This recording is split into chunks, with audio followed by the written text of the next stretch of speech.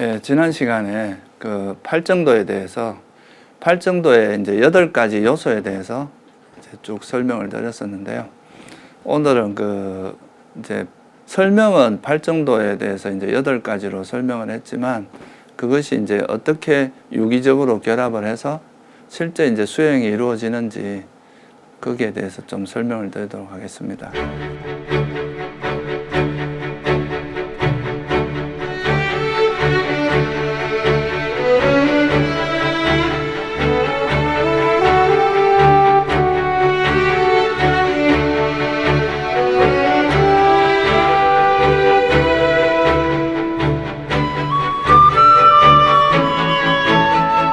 적어도 이제 불교에서 말하는 불교 수행이란 뭐냐?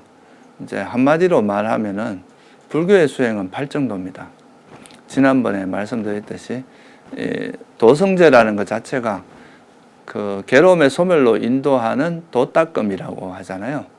그러니까 이제 도닦음 또는 이제 요즘 말로 하면 수행 이런 건데, 그래서 한마디로 말하면 이제 불교 수행은 팔정도다 이렇게 이제 정의를 할 수 있는데, 이제 제일 첫 번째 지난 시간에 말씀드렸지만 팔정도의 시작은 바른 견해거든요. 바른 견해가 결국 이제 괴로움과 괴로움의 소멸에 대한 견해인데, 이 바른 견해를 딱 확립한 다음에 우리가 이제 세상을 바라보는 관점을 일단 정리를 하는 거죠. 그 바른 견해에 따라서 세상을 이렇게 이해하고, 또 생각할 때도 이 바른 견해에 따라서 생각을 하고, 말할 때도 이 바른 견해에 따라서 말을 하고, 행동할 때도 그렇고, 생계를 이어갈 때도 그렇고, 노력할 때도 이 바른 견해에 맞게 바른 견해를 체득하는 쪽으로 정진하고, 또 그걸 잊지 않고 기억하고, 또 그걸 바탕으로 해서 삼매가 이루어지면 이 삼매를 바탕으로 더 깊게 또 바른 견해를 개발하고, 이게 이제 소위 말해서 팔정도인데요. 이거를 이제 부처님께서는 뭐라고 표현하셨냐면 그 팔정도를 한마디로 중도라고 표현하셨어요. 왜 중도라는 표현을 썼느냐 하면, 보통 이제 우리가 수행이라고 생각하면 보통 사람들이 생각하는 건 좀 고행을 많이 생각을 합니다. 되게 힘들고 또 아무나 갈 수 없는 길이고 되게 이제 그런 고통스러운 길이다 이렇게 생각을 하기가 쉬운데요. 근데 이제 부처님 당시에도 사실 그 기본적으로 이제 수행 문화는 고행 문화였습니다. 뭐 여러분 가끔 이제 사진 같은 거 보신 적 있을 거예요. 막 그 뭐죠? 이렇게 못을 거꾸로 박아놓은데 누워 있다거나 가시밭에 이래 막 자기를 괴롭힌다거나 이런 식으로 뭔가 자기를 이제 괴롭히면 괴롭힐수록 그 죄가 감해져서 뭐 다음 생에 다음엔 천상에 태어나고 행복한 세상에 태어난다 이런 식의 생각들이 있었습니다. 근데 또 하나는 뭐냐 하면은 감각적 욕망을 즐기는 거죠. 그러니까 뭐 먹고 마시고 재미있게 놀고 이렇게 하면 그 현재 행복한 거 이게 행복이고 좋은 거지 뭐 다른 건 뭐 있냐 이래가지고 이제 그 감각적 욕망의 행복에 빠지는 거. 근데 이제 인도 당시에서도 이제 이런 감각적 욕망을 누리는 게 좀 뭐 저열한 행복이라는 거는 이미 좀 알고 좀 그래도 정신적으로 좀 수준 있는 사람들 이런 거에 빠지지는 않았기 때문에 그런 사람들이 출가를 한 게 되겠죠. 그 출가를 해서는 그분들이 한 게 주로 고행이었습니다. 그래서 하나는 이제 너무 또 편하고 즐기는 쪽으로 가는 그 감각적 욕망을 즐기는 거 이게 한 극단이라면, 또 고행을 하는 거 이거는 부처님께서도 이제 되게 극심한 고행을 해봤지만은 뭐 예를 들어서 음식을 끊고 호흡을 지식 그러니까 호흡을 멈추는 이런 생명하고 관계된 그런 극단적인 고행을 했지만 그게 이제 정신 향상이라든가 깨달으면 아무 도움이 되지 않는다는 것을 스스로 이제 발견하신 거예요. 그럼 내가 이제 어떤 길을 가야 될 건가를 고민을 합니다. 이때 생각하신 게 뭐냐 하면은 당신이 어린 시절에 소위 말해서 이제 인도는 그때 당시는 다 농경 사회니까 그러니까 농경제 행사가 되게 중요한 행사였습니다. 왕이 나와서 금으로 된 이제 수레 그 쟁기를 가지고 이제 땅을 한번 파고 신하들은 은으로 된 걸로 파고 이제 백성들은 그 뭐 철로 된 걸로 이래 파고 이래가지고 그 큰 행사를 하는 그런 게 있었는데, 그때 이제 이 시다르타 태자였죠, 그죠? 그때는 태자 시절에 뭐 당신은 별로 할 게 없으니까 나무 아래서 조용히 이제 앉아서 선정 이제 그 호흡을 바라보면서 앉아 있었는데 그때 삼매했던 거예요. 선정이라고 하는 초선정했던 거예요. 근데 그때 경험이 되게 강렬해 가지고 이제 고행을 해도 깨달음이 일어나지 않으니까 그때 부처님께서 생각하신 게 바로 이 어린 시절에 들었던 이 선정, 초선정을 생각하게 됩니다. 근데 그 초선정을 보니까 이거는 마음이 너무 또렷하고 맑고 깨끗해요. 그런데 그렇다고 해서 막 괴롭거나 나를 막 괴롭히거나 그렇다고 감각적 욕망처럼 이렇게 들떠 있는 그런 행복이 아니라 굉장히 고요하면서도 편안한 그런 행복이 있다는 걸 알게 됐어요. 그러니까 오히려 이런 마음이 우리가 지혜를 개발하고 깨달음에 이르는 데 도움이 되지 않을까. 이런 이제 그 인식의 전환이 일어납니다. 그래서 깊이 사유를 해보니까 이 내가 어릴 때 경험했던 이런 초선정의 마음이 바로 깨달음의 길이 될 수 있겠구나. 그렇게 생각을 하고 이제 이 길을 따라서 그래서 그때 당시에 그 소위 말해서 고행을 버리게 됩니다. 이 고행 갖고는 안 되겠구나. 오히려 내가 이런 선정에 들어서 그 선정의 마음을 이용해서 그걸로 이제 사물의 실상을 들여다보고 이렇게 깨끗하고 행복한 마음으로 우리가 세상을 봤을 때 있는 그대로 볼 수 있고 그게 오히려 진리를 깨달을 수 있는 길이 되겠다. 이런 생각을 하고 그래서 여러분 다 잘 아시다시피 수자타한테 우유죽을 먹고 몸을 회복해서 이제 보리수 앞에서 수행을 하게 되는데 그때 닦은 게 바로 이제 초선정, 2선, 3선, 4선이라고 이 선정을 닦게 됩니다. 그래서 이제 그걸 기반으로 해서 부처님께서 뭐라고 하느냐 하면은 이 수행은 굳이 너무 이렇게 게으르게 감각적 쾌락이나 절규 이래 갖고도 되는 건 아니다. 그렇다고 해서 또 너무 이렇게 자기를 괴롭히고 학대한다고 되는 거 아니다.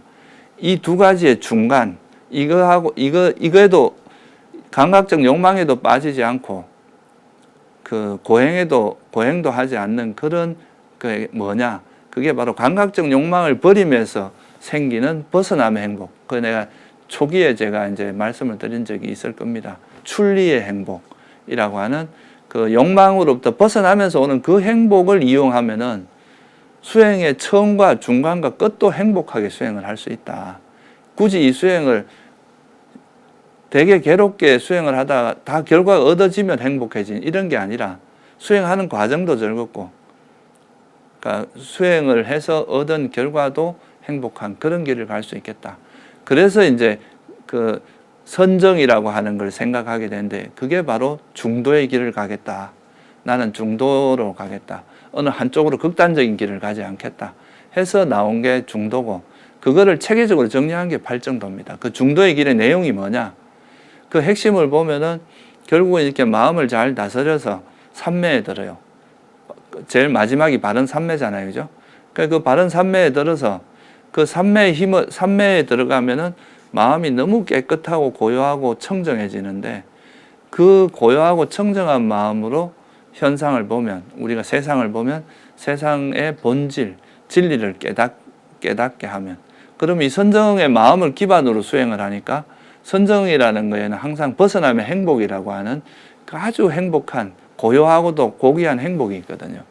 그 행복을 바탕으로 해서 이제 수행을 할 수 있는 길을 제시를 했기 때문에 그래서 이걸 중도라고 이야기하는 거다. 이거는 그래서 부처님께서 이제 경전에 보면 나는 이런 감각적 쾌락에 몰두하거나 고행에 몰두하거나 이런 거는 버리고 이거는 별로 이익이 안 된다. 둘 다. 나는 차라리 그게 아니라 그 중도의 길을 가겠다. 이 중도라는 것은 지혜도 생기게 하고 안목도 생기게 하고 최상의 지혜, 깨달음과 열반으로 인도한다. 이렇게 이제 결론을 내리신 거죠. 그리고 실제로 당신이 그렇게 가서 그 길을 가서 깨달음 얻은 다음에 이제 다른 사람들도 똑같이 당신과 똑같이 깨달음을 얻을 수 있도록 정리해서 이제 설명을 한 것이 바로 이 팔정도다. 그래서 이제 한마디로 팔정도는 중도다. 이렇게 이제 설명을 할 수 있습니다. 그리고 이제 이거를 약간 다른 각도에서 이야기하면은 감각적 쾌락을 즐기는 것은 일종의 이제 탐욕에 빠지는 거거든요. 그죠? 그러니까 고행이라는 거는 결국 막 자기를 학대하는 건데 결국 이거는 이제 성냄과 연관이 되어 있습니다. 이 마음 상태가.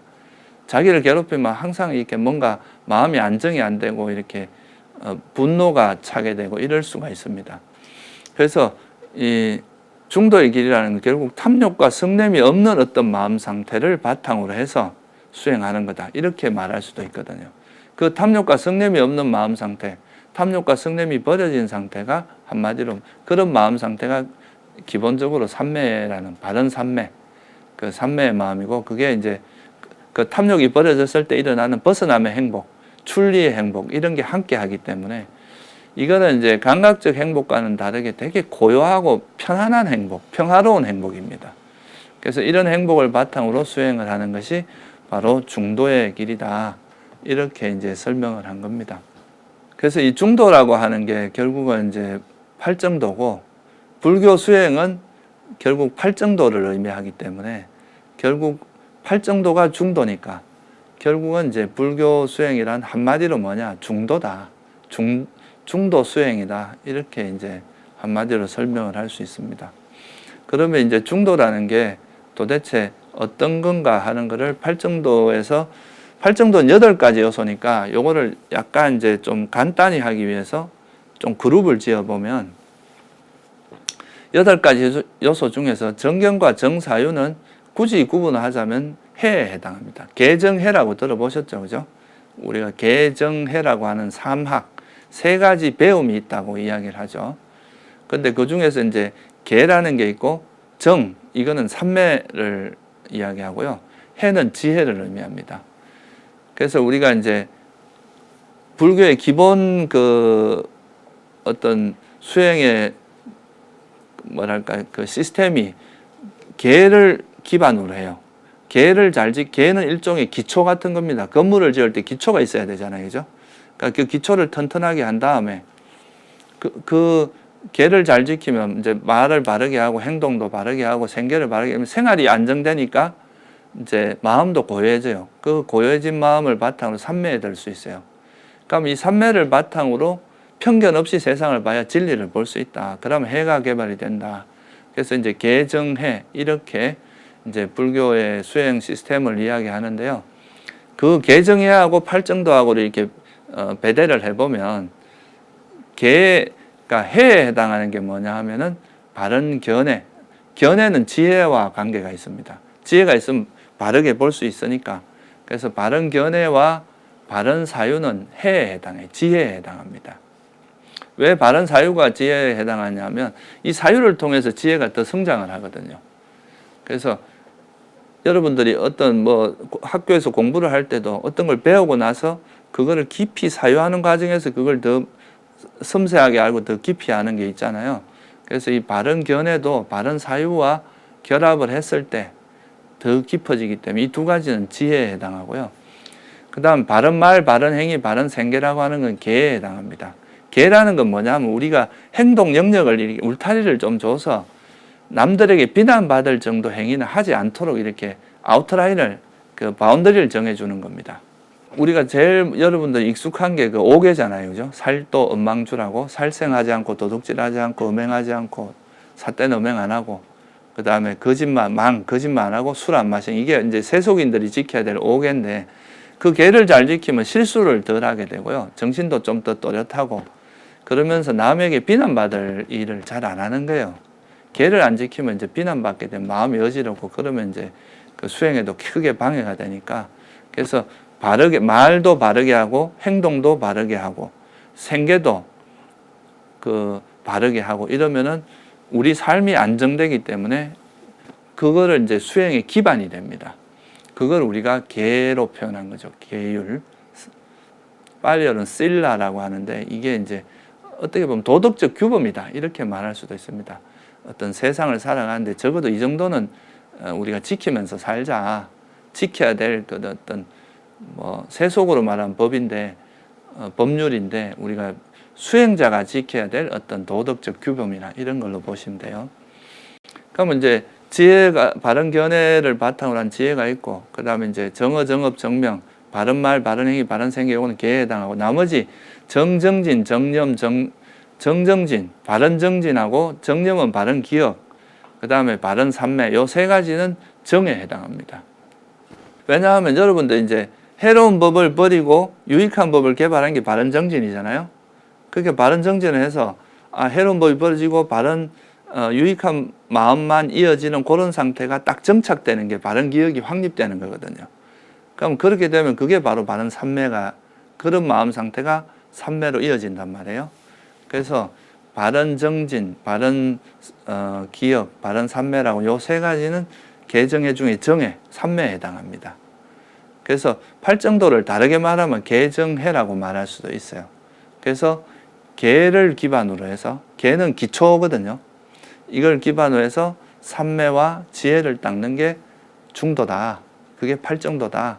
이렇게 요약할 수도 있습니다. 그래서 거기에 기반해서 제가 좀 설명을 드리도록 하겠습니다.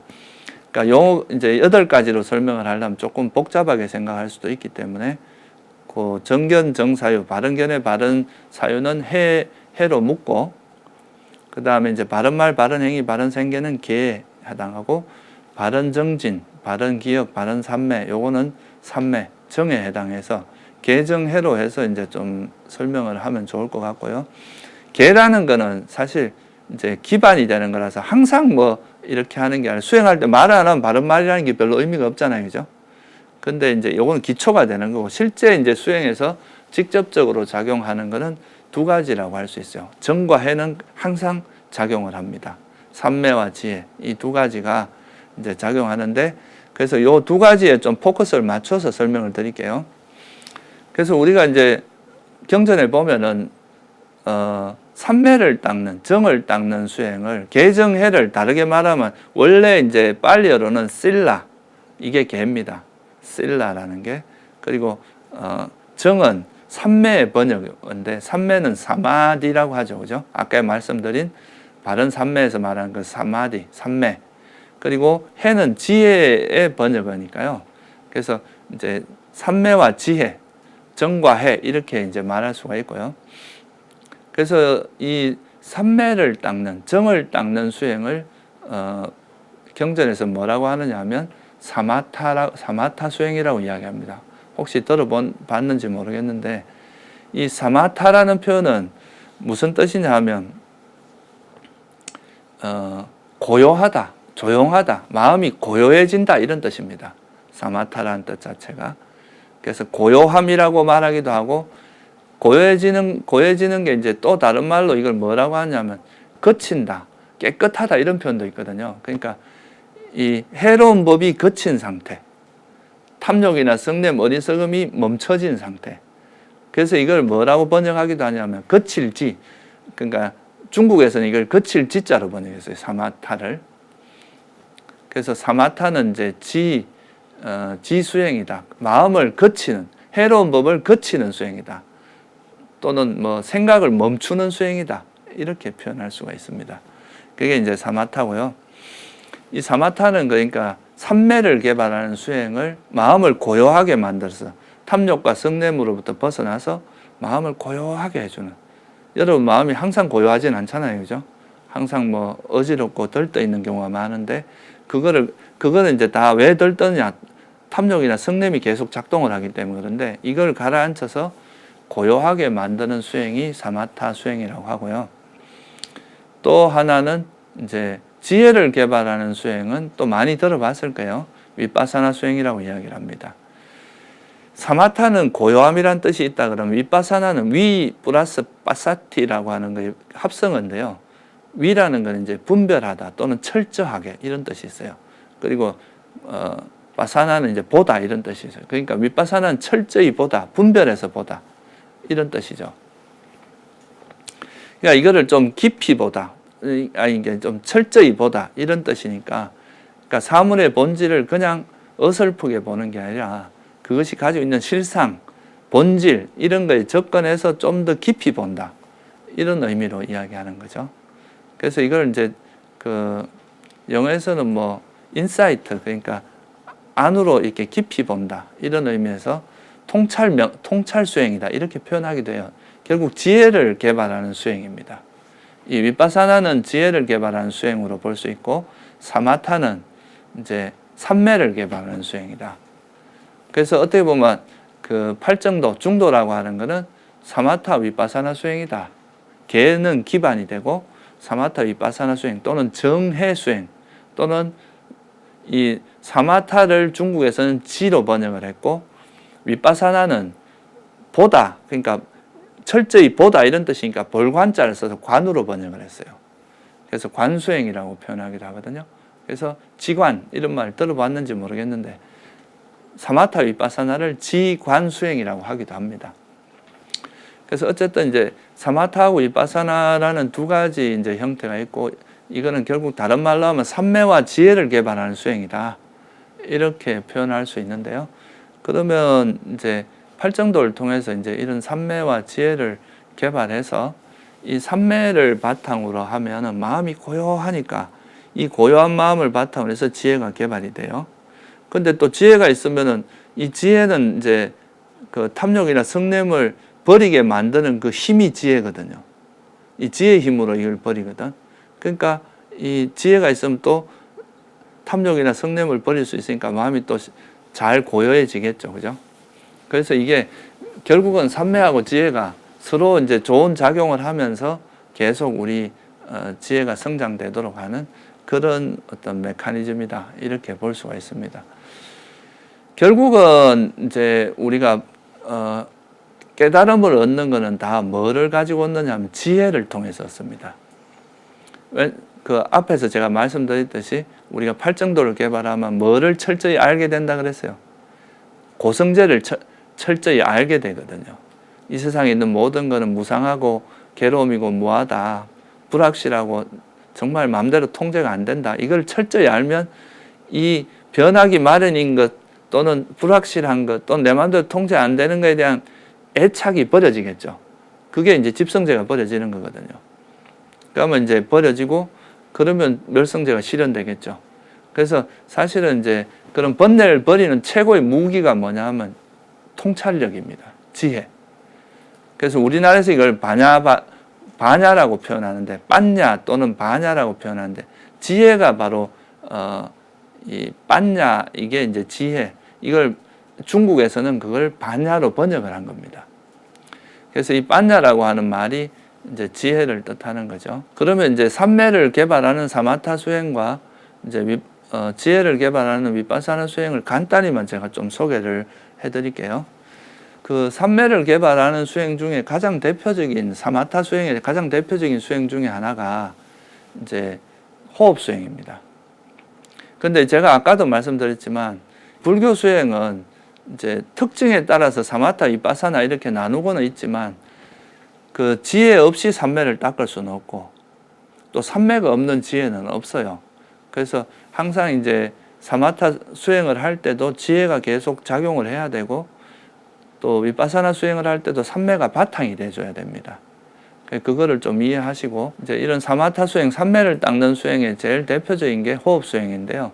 들숨 날숨을 잊지 않고 이제 이걸 알아차리는 그런 수행인데 이 호흡 수행은 부처님께서도 이 수행으로 선정했던 수행입니다.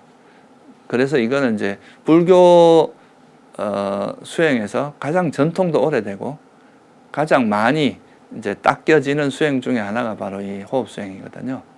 그래서 이 호흡 수행을 통해서 우리가 이제 마음을 이렇게 길들인다는 건 지혜로서 길들이는 거죠. 탐욕을 길들이고 성냄을 길들이고 해서 그거를 이제 내려놓으면 이제 그 삼매에 들게 되는데 그 과정을 제가 간단히 설명을 드리면서 이 호흡 수행을 통해서 어떻게 이제 우리가 삼매를 닦고 선정을 얻을 수 있는지에 대해서 좀 설명을 드려볼게요. 그래서 이거는 이제 지혜가 작용을 해야 되는데 우리가 보통은 보면 막 뭔가 보면은 되게 신기한 걸 보면 그거에 대해서 막 보고 싶고 또 이렇게 음악이나 그런 듣기 좋은 소리 자꾸 듣고 싶고 그런 것에 대한 애착이 자꾸 가고 그러니까 마음이 계속 밖으로 향해 달린단 말이에요. 맛있는 거 보면 또 그거 먹으러 가고 싶고 이제 이런 욕심들이 있는데 그런 것들을 가라앉힘으로써 이제 세상에 대해서 좀 관심을 끊고 우리가 마음을 이제 어느 하나의 호흡이라고 하는 이 하나의 대상에다가 마음을 이렇게 둠으로써 두고 그런데 이제 마음을 두려고 해도 이렇게 마음이 계속 움직이는 거를 이 마음을 이제 길들여서 마음을 고요하게 하는 이런 이제 과정을 이야기하는데요. 그러니까 일단은 이제 호흡 수행을 할 때는 내가 호흡이라고 하는 여기에다가 내 마음을 주의를 기울이겠다. 호흡 하나에만 내 마음을 두고 다른 생각은 다 내려놓겠다. 이 세상에 있는 모든 것은 다 변하기 마련이고 또 그 불확실하고 내 마음대로 되지도 않는 건데 이런 거에 내가 대해서 자꾸 관심을 가지면 뭐 할 거냐. 지금 적어도 내가 요 앉아 있는 시간만이라도 이런 세상의 모든 걸 다 잊어버리고 오직 호흡 하나만 알아차리고 호흡에만 내 마음을 기울이면서 앉아 있겠다. 이렇게 이제 결심을 하는 거죠. 그래서 그렇게 결심을 한 다음에 근데 그래도 아무리 내가 마음을 여기에 이제 호흡에만 있겠다고 해도 우리 마음은 계속 돌아다니는 게 익숙해 있기 때문에 가만히 있질 않아요. 그래서 호흡에 이제 마음을 두고 있지만 호흡에 마음을 두겠다고 결심을 해도 마음은 여기 있지 않고 또 딴 데로 뭐 이 생각 저 생각으로 막 흘러다니게 됩니다. 근데 그런 생각이 움직이는 거에 가장 생각이 움직이는 이유가 뭐냐 하면은 뭔가 내가 즐기고 싶은 거에 대한 애착을 놓지 못하는 것. 그 다음에 뭔가 싫어하는 그거에 대해서 막 화를 바탕으로 하는 이런 것들이 계속 생각을 움직이게 하기 때문에 그래서 이런 생각이 움직이면 아 내가 뭐에 또 집착을 하고 있구나 하고 그걸 알아차리고 그걸 이제 내려놓습니다. 그러면 이제 탐욕이 내려놓으면 마음은 또 내가 호흡에 있겠다고 했으니까 마음이 다시 자연스럽게 호흡으로 돌아오게 되거든요. 또 화가 나요. 막 뭔가 또 짜증이 나고 이럴 때는 마음이 뭔가 또 생각 없는데 이 속에 또 내가 짜증을 내고 있구나. 답답하구나. 지루해 하는구나. 이렇게 알고 돌아와요. 이걸 내려놓고 이렇게 이제 그 생각이 움직일 때마다 그 생각의 이 생각이 어떤 탐욕 때문인지 성냄 때문에 이런 걸 알아차리고 이걸 내려놓고 있으면 자연스럽게 이제 처음에는 이게 마음이 날뛰지만 나중에는 이게 내가 또 너무 집착을 하는구나. 너무 화를 내는구나. 이렇게 하다 보면서 마음이 점점 이렇게 가라앉게 됩니다.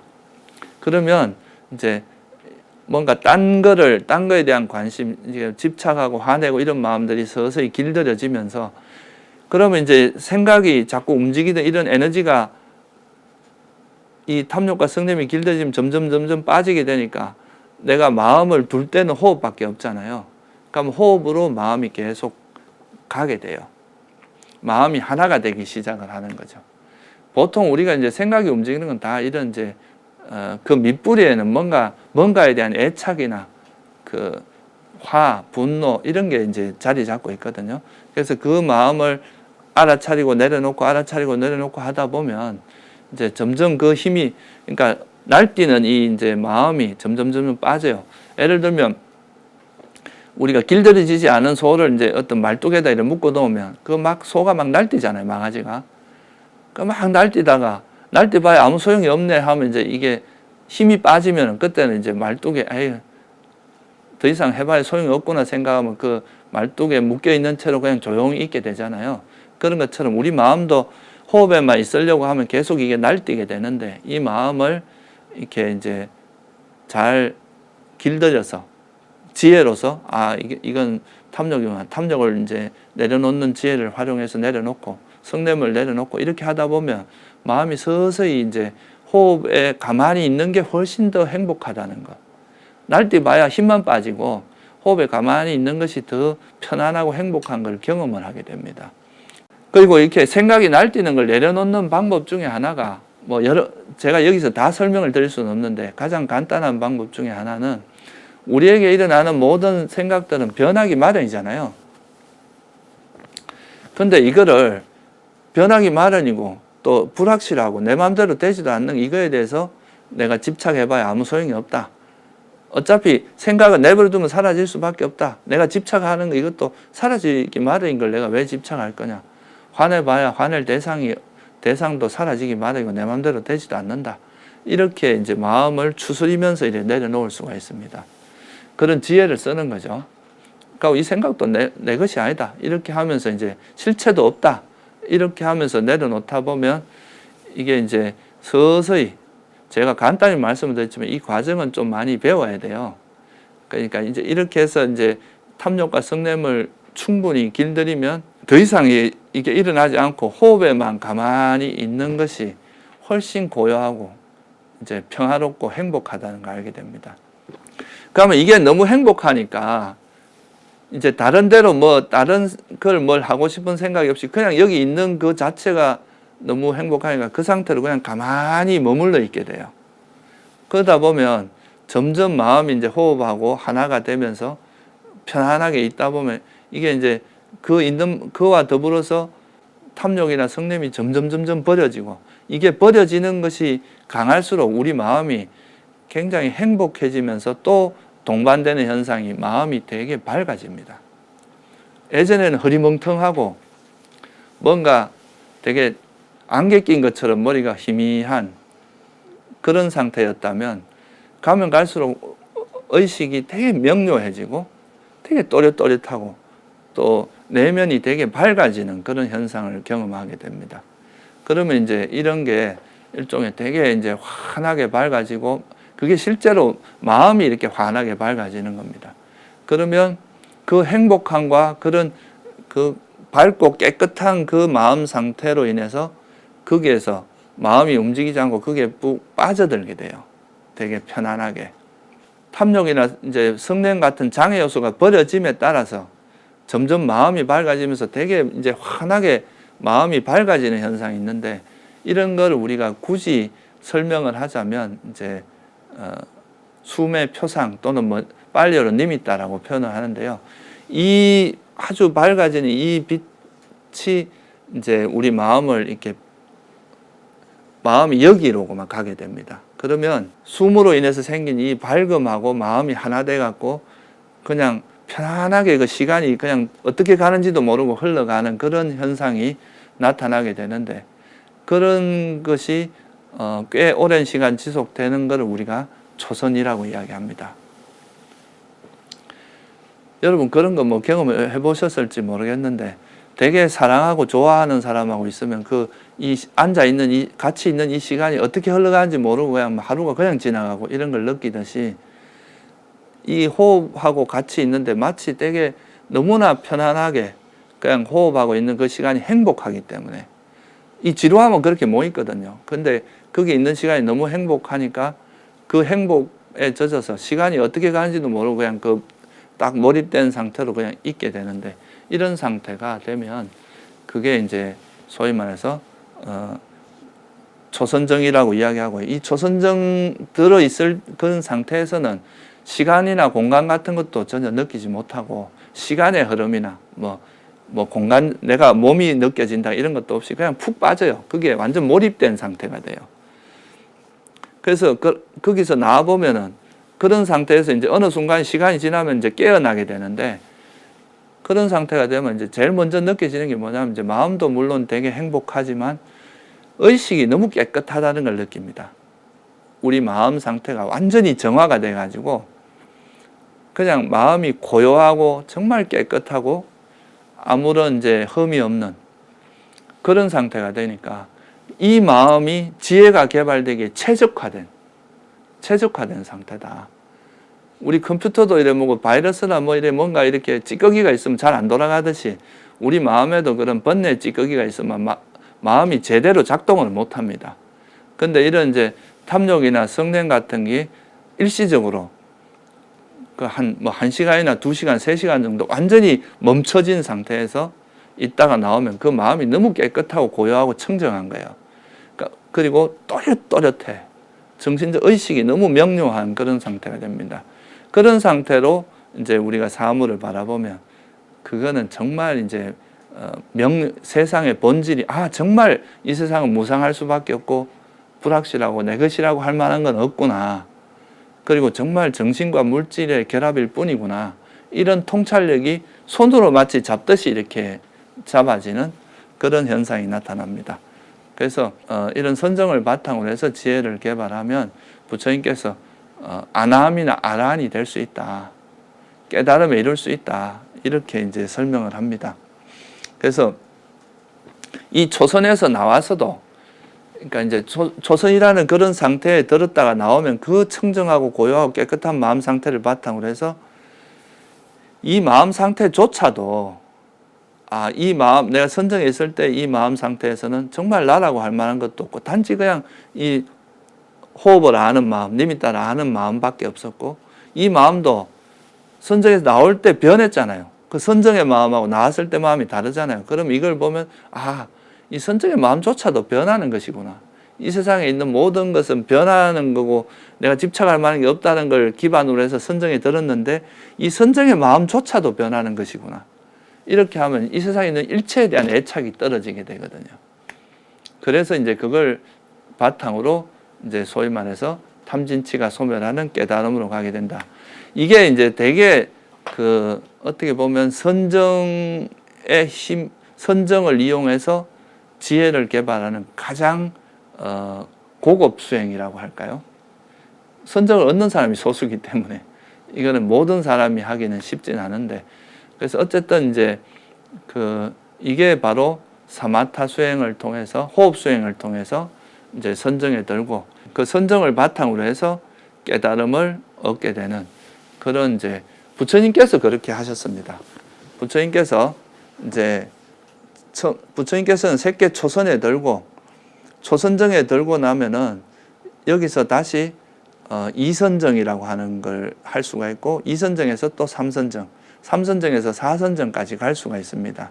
사선정까지 간 다음에 그 사선정에서 나와서 그 사선정의 힘을 가지고 이제 존재의 본질이 뭐다는 거를, 부처님 같은 경우는 이제 과거 전생도 보시고, 전생에서 이생으로 와서 또 그 태어남이 뭐 때문에 태어난지, 업 때문에 태어나고 그거 가래와 업 때문에 태어난 이런 것까지 다 보신 다음에 깨달음을 얻으신 거거든요. 그래서 이 선정이라고 하는 그 마음 상태가 그런 지혜가, 아주 강력한 지혜가 생기는데 아주 결정적인 역할을 하기 때문에 그렇다, 이렇게 이제 볼 수가 있습니다.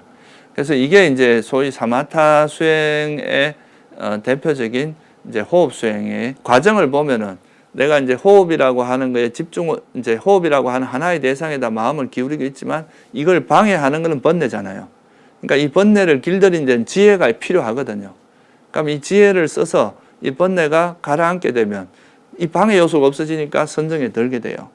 그럼 또 이 선정의 마음을 바탕으로 해서 우리가 제일 버리기 힘든 번뇌가 나 자신에 대한 애착이거든요.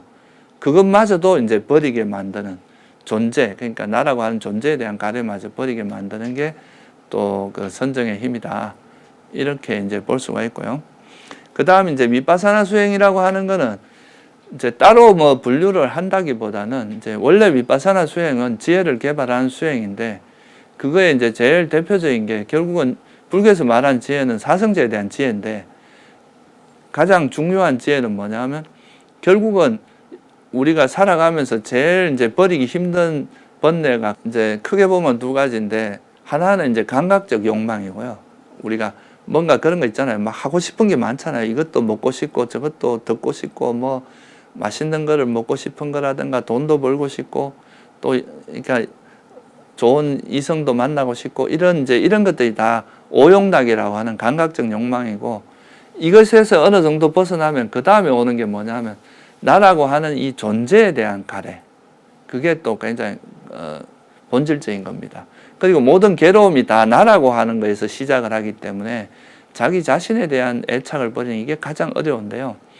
그래서 그러려면은 결국은 나를 이해해야 되잖아요. 그죠? 나라는 본질이 뭔지. 그걸 이해하려면 결국 뭘 해야 되냐면, 자기 몸과 내가 나라고 생각하는 후보가 이 몸과 마음이니까 이 몸과 마음을 관찰하는 수행을 해야 됩니다. 이 몸의 본질은 뭘까? 우리에게 일어난 이 마음의 본질은 뭘까? 이거를 이제 계속 관찰하고 그거를 통찰하는 수행을 해야 되는데, 그게 바로 이제 미파사나 수행의 본질이에요. 그러니까 우리가 몸을 이렇게 쭉 관찰해 보니까, 이 몸이라고 하는 건 결국 이제 4대로 이루어져 있고, 몸이라고 하는 것이 결국은 조건지어져 있더라. 여러분, 음식 안 먹으면 몸이 유지됩니까? 죽어요. 그죠? 얼마 안 가면 죽습니다. 그리고 또 우리가 유전자라고 하는 소위 말 업이라는 게 없으면 이 몸이 또 유지가 안 돼요. 그래서 불교적으로 보면 업과 음식 뭐 이런 것들이 없으면 결국은 몸은 또 시체처럼 돼버립니다. 그래서 우리 몸이라고 하는 것도 조건 지어진 거다. 이거를 이해하면 이건 조건 지어진 게는 뭐 변하기 마련이고 변하는 것은 또 불확실하고 이걸 내 마음대로 통제도 안 돼. 내 것도 아닌 이거를 뭐 집착할 거냐. 그래서 이런 거에 이해가 되면은 변하기 마련인 거고 불확실이고 내 것도 아닌 거 집착할 이유가 없다. 이렇게 이제 애착이 멀어지게 되고요. 또 우리 마음이라고 하는 것도 이 마음은 왜 일어난다고 했어요? 접촉이라 그랬잖아요. 그죠? 우리가 눈과 형색이 부딪힐 때 저건 뭐다라고 아는 눈의식이 일어나고 소리와 귀에다 소리가 부딪힐 때 이 소리 뭐다라고 아는 게 일어나고 그래서 이거는 이제 안이비설신의라고 하는 것과 색성한 미촉법이라고 하는 6가지 감각 기능과 대상이 만났을 때 그 식이 일어난다 그랬잖아요. 그러니까 이 마음도 뭐예요? 조건 지어진 거잖아요. 그러니까 이 마음도 사실은 뭐 이런 걸 아니더라도 관찰해보면 마음은 계속 변하고 있는 걸 우리가 쉽게 볼 수 있잖아요. 그러니까 이 마음이라는 것도 결국 변하기 마련인 거구나. 그리고 이거는 실체도 없구나. 그냥 만질 수도 없고 그냥 일어났다 사라지고 일어났다 사라지고 이런 거를 하고 이건 불확실하다 이거죠. 그래서 이런 걸 알면은 이 몸과 마음에 대해서 내가 애착하는 것은 좀 어리석구나. 그냥 이거는 하나의 일어났다 사라지는 하나의 현상일 뿐이구나. 이렇게 이해를 하게 되고 그 통찰 때문에 우리가 이제 나에 대한 애착도 버리게 되고 또 아까 말씀드린 그런 감각적 욕망 같은 경우도 이거 욕망을 쫓아가 보니까 무지개 쫓는 것 같다. 이거는 행복처럼 보이지만 막상 가보면 이것 때문에 일어나는 괴로움이 더 많더라. 그러니까 이건 절제해야 되고 너무 여기에 빠져서는 안 되는 거구나 하는 이런 거에 대한 통찰력이 있으면 그걸 절제할 수가 있거든요. 그래서 이런 걸 통해서 우리가 괴로움으로부터 이게 버려질 수 있기 때문에 이 지혜를 개발하는 것이 사실 불교 수행에서는 굉장히 중요합니다. 그 지혜를 개발하는 방법이 바로 뭐라고요? 이 몸과 마음, 이게 우리가 현상을 관찰해서 그 관찰할 때 우리 마음에 이제 욕심이나 집착이나 화가 있으면 어떻게 돼요? 보고 싶은 것만 보고 보기 싫은 건 편견이 들어가거든요. 그러니까 그게 없는 상태가 바로 삼매 상태란 말이에요. 그러니까 그런 거 없는 상태에서 현상을 바라보면서 우리가 이 경험하면서 살아가는 또는 나 자신 이런 것들이 다 정말 변하기 마련이고 이게 이제 불확실성을 가지고 있고 내 것이라 할 만한 건 없다. 그거를 이해하면은 거기에 대한 애착들이 서서히 버려지겠죠. 그죠? 그렇게 되도록 하는 것. 이게 바로 지혜입니다. 실제로 이제 괴로움이 일어나는 부처님께서 가장 큰 원인은 집착인데 이 집착은 뭐 때문이냐면 어리석음 때문이라 그랬는데 어리석음의 반대가 뭡니까? 지혜잖아요. 그죠? 그러니까 어리석음의 반대가 지혜니까 지혜를 개발하면 어리석음이 깨져요. 어리석음이 깨지면 어리석음을 기반으로 탐욕이 일어나니까 다 깨지는 거죠. 그러니까 경전에서 이런 말이 나옵니다. 무상하기 마련인 것, 변하기 마련인 것을 영원하다고 잘못 알기 때문에 집착이 일어난다. 괴로움인 것을 행복이라고 잘못 알기 때문에 집착이 일어난다. 또 내 것이 아닌 것, 나라고 할 만한 것이 없는데 이것을 내 것이라고 잘못 알기 때문에 그런 집착이 일어난다. 이게 어리석음이거든요. 그러면 이거를 무상한 것을 무상한 것으로 보고 괴로움인 것을 괴로운 것으로 보고 내 것이 아닌 것을 내 것이 아니라고 보면 그게 지혜잖아요. 그러면 어리석음이 사라지니까 애착도 사라진다. 그래서 부처님께서는 불교의 모든 유익함 중에 어떠면 지혜라 그랬어요. 그 비유를 어떻게 하냐면 코끼리 발자국 안에 모든 동물의 발자국이 들어가듯이 모든 유익한 법의 어떠면 지혜다. 그러니까 지혜로서 우리가 이제 괴로움을 소멸할 수 있는데 그 지혜가 생기게 하는 그 기반이 뭐냐? 삼매다는 거죠. 그러니까 그 삼매를 통해서 아까 이제 호흡수행을 가지고 제가 간단히 설명을 드렸는데 그 삼매를 통해서 이제 호흡수행을 통해서 삼매를 개발해요. 특히 선정이라고 하는 그거는 굉장히 강력한 무기입니다. 그 삼매를 개발하면 그 삼매를 바탕으로 지혜가 생겨요. 지혜의 힘으로 또 번뇌를 가라앉힐 수 있으니까 또 뭐가 쉽게 들어갈 수 있어요. 삼매에 들 수 있겠죠. 그래서 삼매와 지혜가 서로 도와준다는 거죠. 우리가 형식적으로는 사마타, 위파사나, 사마타는 삼매를 개발하는 거고 위파사나는 지혜를 개발한다고 말을 했지만 실제 삼매를 개발하기 위해서는 지혜의 힘이 없으면 삼매를 들 수가 없어요. 또 삼매가 바탕이 안 되면 지혜가 개발이 안 돼요. 왜냐하면 삼매가 없으면 마음이 편견이 있고 마음이 어지럽기 때문에 지혜가 개발되기 어렵거든요. 그러니까 이제 이 두 가지는 같이 작용을 하는데 좀 삼매가 뚜렷이 부각되는, 삼매가 초점이 맞춰진 거는 사마타 수행이라고 하는 거고 지혜가 초점이 맞춰졌을 때는 위파사나라고 하는 거다. 이 정도로 이해를 하시면 좋을 것 같아요. 그래서 이제 팔정도에서도 보면 정견, 정사유가 해고, 정정진, 정념, 정정이라고 요 세 가지가 이제 정에 해당하는데 이 두 가지는 마치 손바닥의 양면과 같아요. 여기가 이제 삼매고 요게 지혜라고 본다면 지혜가 드러날 때는 삼매가 기반이 돼서 도와주잖아요. 근데 또 삼매가 드러날 때는 지혜가 기반이 돼서 도와주고 그래서 삼매와 지혜가 서로 도와주면서 이렇게 성장하는데 결국 끝에 종착 지점에서 마지막에 결론을 짓는 것은 뭐냐? 지혜입니다. 그래서 이렇게 삼매와 지혜가 서로 도와주는 그런 수행이 바로 중도 수행인데 이 중도 수행을 닦다 보면은 중도는 그러니까 이제 삼매와 지혜가 같이 닦여지는 수행이다. 사마타 위파사나가 같이 닦여지는 수행이다. 이렇게 볼 수 있는데 우리가 8정도도 있지만 10정도가 있습니다. 그 10정도는 뭐냐 하면 이제 바른 견해를 바탕으로 바른 사유, 바른 말 이렇게 해서 바른 삼매까지 갔잖아요. 그러면 이 바른 삼매를 바탕으로 깨달음의 지혜가 생기는데 그걸 바른 지혜라고 하거든요. 그럼 이 바른 지혜가 생기면 그로 인해서 바른 해탈이 일어난다. 그래서 아라한 이전까지는 8정도인데 아라한은 10정도라고 이야기를 해요. 그러니까 아라한은 8정도가 다 닦여지고 나면 바른 지혜가 생기고 바른 지혜에 의해서 해탈을 한다. 그래서 삼마냐냐 이게 바른 지혜고 삼마 위무띠라고 하는 이게 바른 해탈인데 그렇게 해서 바른 해탈이 되는 요게 그렇게 되면 이제 10정도가 완성돼서 괴로움이 소멸된다. 이렇게 이제 이야기하는 거죠. 그래서 불교 수행은 한마디로 중도다. 그러니까 이 중도를 통해서 우리가 이제 모든 번뇌, 탐진치를 소멸하고 괴로움의 소멸에 이를 수 있다 하는 게 오늘 이제 제가 간단히 설명을 드렸고요.